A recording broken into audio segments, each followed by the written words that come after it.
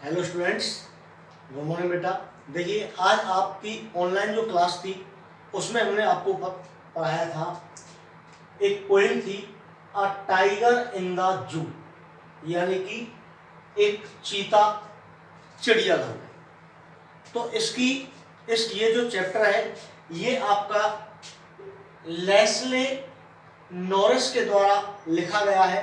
तो इस पोएम के द्वारा जो पोइट हैं, कवि हैं, इन्होंने बताया है कि एक पिंजरे के अंदर जो चीता रहता है और एक जंगल में खुला हुआ चीता रहता है, उन दोनों के बीच में क्या डिफरेंस है।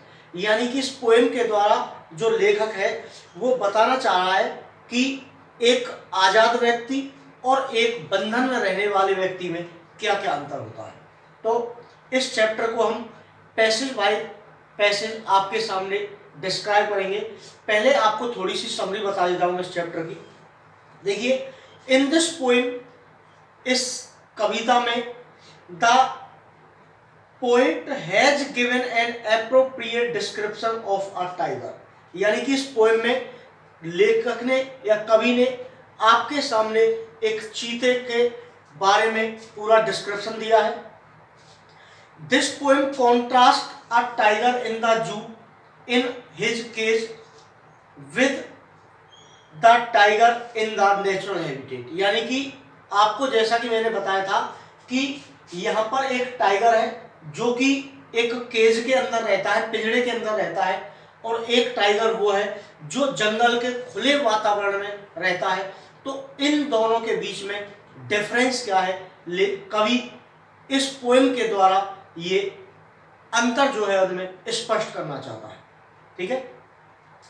The poems move from the zoo into jungle, यानी कि ये जो कविता है ये कहां से लेकर के, यानी कि चिड़ियाघर से लेकर के और जंगल तक घूमती है। घूमने का मतलब है कि पहले चिड़ियाघर के बारे में डिस्क्राइब किया जाता है, उसके बाद जंगल में रहने वाले चीते के बारे में डिस्क्राइब किया जाता है, and back again to the jungle, और फिर से दोबारा जंगल के बारे में बताया जाता है।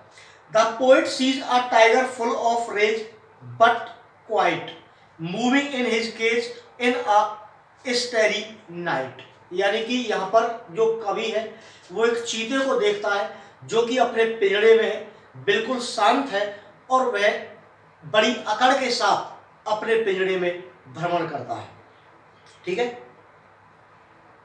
The poet feels that the tiger should have been moving freely in the forest and hunting all his will, लेकिन कवि ये कहता है कि जो जंगल में रहने वाला चीता है वो ज्यादा फ्री रहता है और अपनी इच्छा के अनुसार, अपनी मर्जी के अनुसार वो शिकार करता है।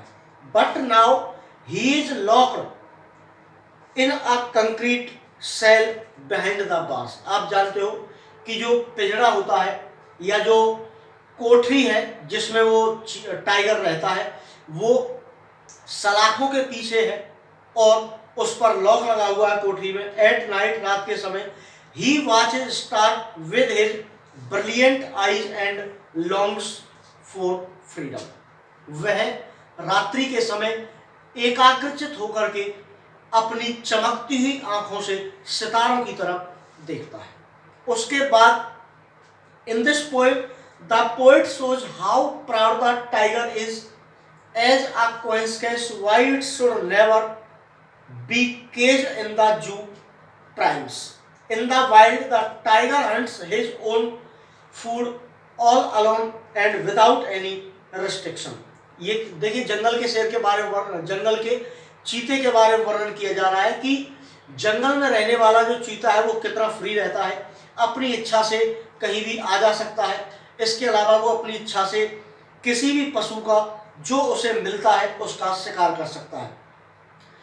The stealthy hunting of deer at the water hole may seem cruel but it is merely a survival strategy. ये कह रहा है कि जो तालाब के किनारे पर घात लगा करके जो चीता शिकार की तलाश में, यानी कि एक डियर की शिकार में, हिरण की शिकार में बैठा हुआ है, वो आपको घातक लग सकता है, लेकिन यदि नॉर्मली आप उसको देखें तो वो ऐसा नहीं लगता है। Tiger hunts only when need to eat. Tiger की एक विशेषता होती है कि वह शिकार तभी करता है जब उसे भोजन की आवश्यकता होती है। ठीक है। Moreover this help to keep the food chain of the forest balance and thus it keeps the ecosystem healthy as well। इससे हमें ये पता चलता है कि हमारा जो आपका ये फॉरेस्ट बैलेंस रहता है, यानी कि फूड चेन जो है वो बैलेंस रहती है। यदि टाइगर चाहता है तो एक तरफ से शिकार करके पशु को मार सकता है, लेकिन वो मारता तभी है जब उसको भोजन की आवश्यकता होती है। इससे कम पशुओं का शिकार हो पाता है और इसके अलावा जो इकोसिस्टम है वो हेल्दी बना रहता है। ठीक है। तो even when the tiger occasionally stays into human habitation it only growls at the habitations. कविता में मैंने आपको अभी बताया था जब ऑनलाइन पढ़ाई थी कि यह ग्रामीण क्षेत्र में जब आता है या जहां पर लोग निवास करते हैं वहां पर आ जाता है तो ये एक तबाही मचा देता है। ये वहां पर किसी को खाता नहीं है, बल्कि जब पब्लिक ज्यादा उधम शोर शराबा करती है तब ये टाइगर किसी व्यक्ति में कोई पंजा मार देता है या दांत मार देता है, लेकिन केवल घुर्राने के अलावा ये कुछ भी नहीं करता है। ठीक है। इसके अलावा they are not really a danger to human life so they should not be confined. ये कह रहा है कि मनुष्य के लिए ये जो जंगली प्राणी होते हैं ये कभी भी हानिकारक नहीं होते हैं, क्योंकि ये कभी भी मनुष्य को बिना कारण के क्षति नहीं पहुंचाते हैं।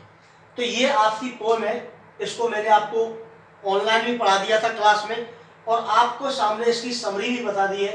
तो आप इसको एक बार अच्छी तरीके से और रीड कर लेंगे और उसके बाद यदि फिर भी किसी बच्चे को कोई प्रॉब्लम रह जाती है तो मुझसे पूछ सकता है। Thank you.